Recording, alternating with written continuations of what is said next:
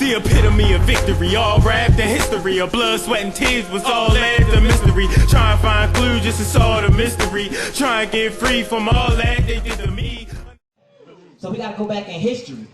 The only people who don't use history to solve their problems are who? My people. Black enemies. They don't talk nicely about their enemies. Can you imagine Muhammad Ali talking nicely about a person he was gonna box? Well, he's a nice man, and he's such a... No, we're gonna give it to you real and raw. So I'm gonna lay that premise. But I'm telling them, speaking out of truth. We are living and dying in a war zone called America. That's right. Black people, African people are living and dying in a war zone called America. We are living and dying in a war zone called America, and many of us don't even know we're at war. Why don't we know we're at war? Because we're not rooted in our culture. We're not rooted in African culture. So we don't know when it's being attacked. How do I know if my culture is being attacked if I'm not even living in my culture? How do I know? That's right. How do you know when your culture is being attacked? How do you know when your spirit is being attacked if you're not living out what is your spiritual experience? How do you know? So we are at war, and many of us don't even know it. Many of us don't even want to talk about it.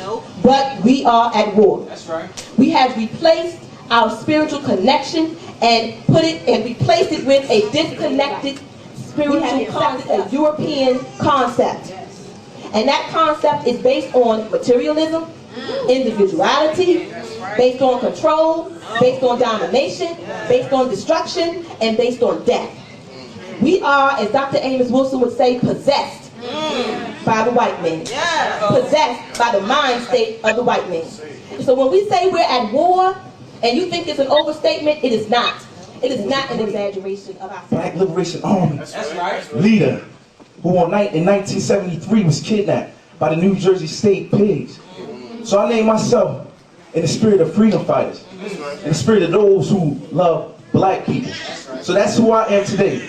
Ifa Tolo, when you heard the name Ifa Tolo, basically means one who is great, one who is wealthy, one who is in honor. And it comes from the Yoruba tradition. And I now come before you as an able and well-bodied, conscious African who is locked and loaded for liberation, who is locked and loaded for a change in our community. And I have now embarked on a position as the universal spokesman of the Soul Fathers Nation, a position that I take with great dignity. My people, get organized. Organized. Our enemies organized. If we talking about white supremacy, we talking about the best organizers the world has almost ever seen. If we are disorganized people, we need to start getting organized. Kwame Ture said, my people join any organization. It don't have to be the Soul Fathers Nation. You can join an OAAU. You can join a new Black Panther Party. You can join the Nation of Islam. You can join the 5% Nation of Gods of the earth. Brothers and sisters, if you don't want to join the Soul Fathers Nation or any of those other organizations that I just said, you have the responsibility to start an organization of yourself. Start your own organization.